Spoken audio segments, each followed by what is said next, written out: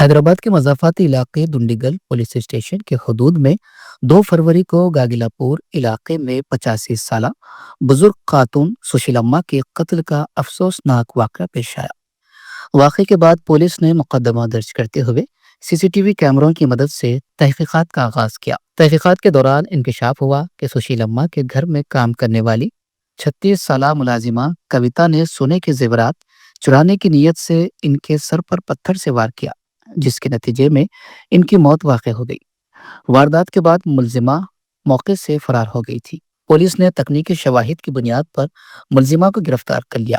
बदजा खुदमुल्लापुर के एसीपी ने Dundigal police station में प्रेस कॉन्फ्रेंस के दौरान वाक़ई की तफसीलात से मीडिया को आगाह किया।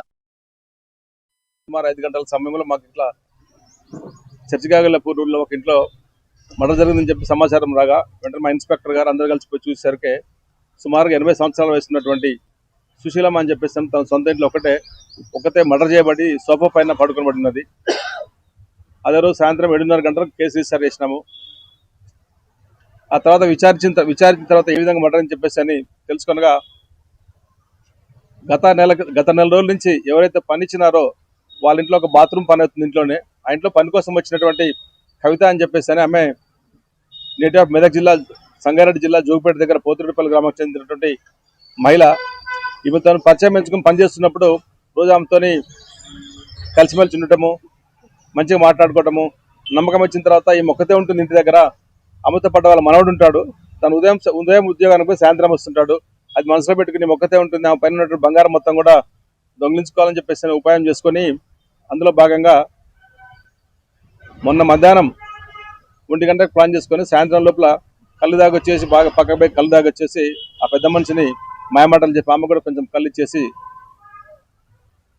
ముందు తలను గోడకేసి గుద్దింది. అయినా కూడా కదులుతుండేసరికి ఆ వేలు వింగరం తీసుకునేటప్పుడు కదులు స్ప్రో వచ్చేసరికి మళ్ళీ పక్కన ఇంకొక రాయి తీసుకొని వచ్చేసి రాయితో తలబల కొట్టేసి ఆమెను చచ్చిపోయిన తర్వాత మెడ మీద ఉన్నటువంటి రెవింగ్ చెవిపొద్దులు కూడా చెవిదిద్దులు తీసుకొని పోయి ఒక మార్వాడి షాపులో కుదబెట్టడం జరిగింది. ఆమెను 24 గంటల లోపలనే మా Dundigal police inspector Satish, Balareddy and CCS Shyam, CCS inspector and Dalnaidu, CCS inspector Dalnaidu, SOT inspector Shyam and వాళ్ళ ఎస్ఐలు అందరూ కలిసి కూడా మర్డర్ జరిగిన తర్వాత 24 గంటల లోపలనే ఈ కేసు ఛేదించి మా వాళ్ళ నేరస్తులను పట్టుకోవడం జరిగింది. వాళ్ళకు అభినందిస్తున్నాము. వాళ్ళకి తగిన రివార్డు కోసం కూడా మా సీనియర్ ఆఫీసర్లకు కూడా రివార్డు కోసం పెట్టడం జరిగింది.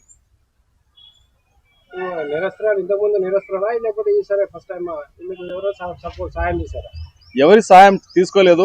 ఎవరైనా సాయం తీసుకుంటే బయటకు వస్తున్న ఉద్దేశంతో ఆమెను మచ్చిగా చేసుకొని ఒకతే ఉంటుంది అని చెప్పేసి ఆమె యొక్క మంచితనాన్ని అర్థం చేసుకొని మాయమాటలు చెప్పి ఆమె ఫుల్ కళ్ళు దాగి పెద్దావిడ కూడా కొంచెం కళ్ళు దాపి ఆమెని మర్డర్ చేయడం జరిగింది.